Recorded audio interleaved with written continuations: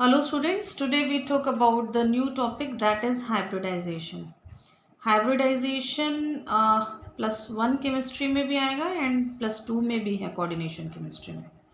Hybridisation basically mixing of the orbitals होता है. हम ऑर्बिटल्स की मिक्सिंग करेंगे इन सच अ वे कि हम एक न्यू ऑर्बिटल क्रिएट कर दें. Orbital is also called as subshell, है ना.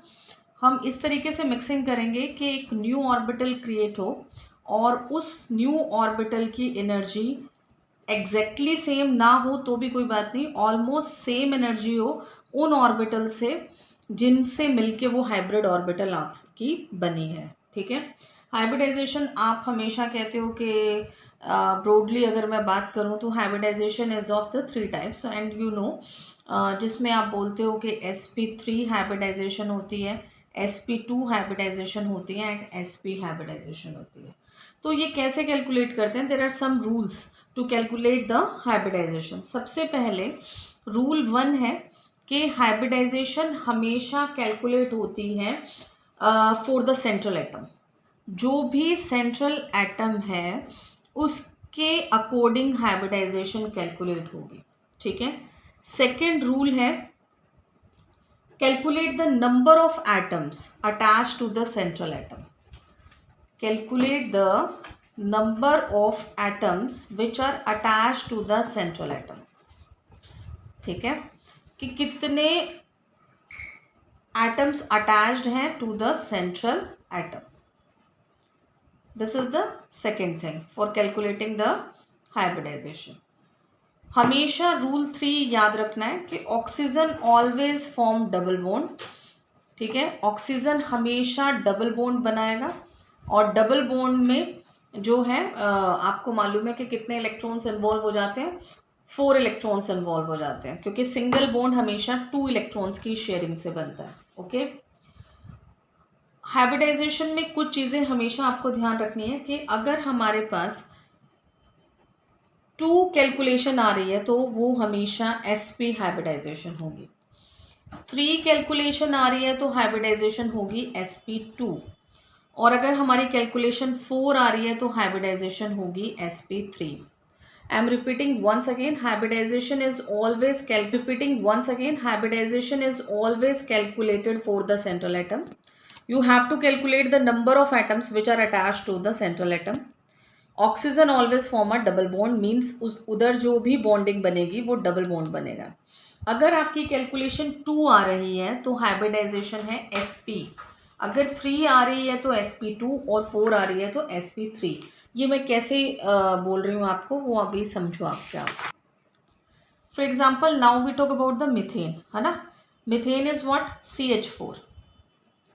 यहाँ पे आपको पता है कार्बन की इलेक्ट्रॉनिक कॉन्फ़िगरेशन लिखो, that is 1s2 2s2 2p2. तो कार्बन में कितने वैलेंस शेल इलेक्ट्रॉन्स बच गए? 4 वैलेंस शेल इलेक्ट्रॉन है. वैलेंस शेल इलेक्ट्रॉन्स क्या होते हैं? The electrons which are present at the last shell. जो भी इलेक्ट्रॉन्स लास्ट शेल में प्रेजेंट होंगे they are what? Valence shell electrons. ठीक है. CH4 यानी कि मुझे समझ आ गया कि कार्बन तो मेरा सेंट्रल एटम है और अभी मैंने आपको रूल 1 बताया कि सेंट्रल एटम के लिए हाइब्रिडाइजेशन कैलकुलेट होती है. तो हाइड्रोजन क्या है? Hydrogen are bonded atoms. ठीक है. हाइड्रोजन यहाँ बॉन्डेड एटम बना रहा है और कितने हाइड्रोजन बॉन्ड कर रहे हैं कार्बन के साथ? 4 हाइड्रोजन बॉन्ड कर रहे हैं. And obviously valence shell electron कितने हैं? 4 है. तो 4 हाइड्रोजन 4 वैलेंस शेल इलेक्ट्रॉन को ले लेंगे तो कार्बन कितने हाइड्रोजन से बॉन्ड हो रहा है? 4 हाइड्रोजन से बॉन्ड हो रहा है. एज आई टोल्ड यू कि कार्बन जो है वो यहाँ पे सेंट्रल एटम है. ठीक है.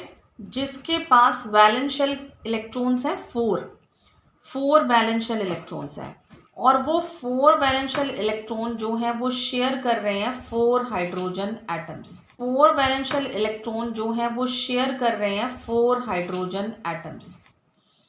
ओके. तो number of the bonded atom, अब हम इस स्ट्रक्चर से समझते हैं कि 4 + 0 = 4 क्यों लिखा मैंने. 4 जो ये लिखा है, these are the number of hydrogen atoms. Okay. Which are attach to the carbon. और 0 इसलिए कि अब उसके पास कोई भी वैलेंशियल इलेक्ट्रॉन बचा नहीं। किसके पास? कार्बन के पास। कार्बन के जो 4 वैलेंशियल इलेक्ट्रॉन थे वो यूज़ हो गए। ओके, किसने यूज़ कर लिए? 4 हाइड्रोजन एटम ने। तो अब उसके पास एंड रिजल्ट क्या बचा? 0 बचा, क्योंकि 4 हाइड्रोजन थे, एक हाइड्रोजन को एक इलेक्ट्रॉन चाहिए, तो वो इलेक्ट्रॉन शेयर हो गया, तो एंड रिजल्ट आपका आया 4। और अभी मैंने पीछे आपको बताया है कि अगर आंसर 4 आता है तो हाइब्रिडाइजेशन कौन सी हो जाएगी? sp3। तो अगर आपकी कैलकुलेशन 4 आई है तो हाइब्रिडाइजेशन निकल गया sp3। I am talking the first type of the hybridization, that is sp3।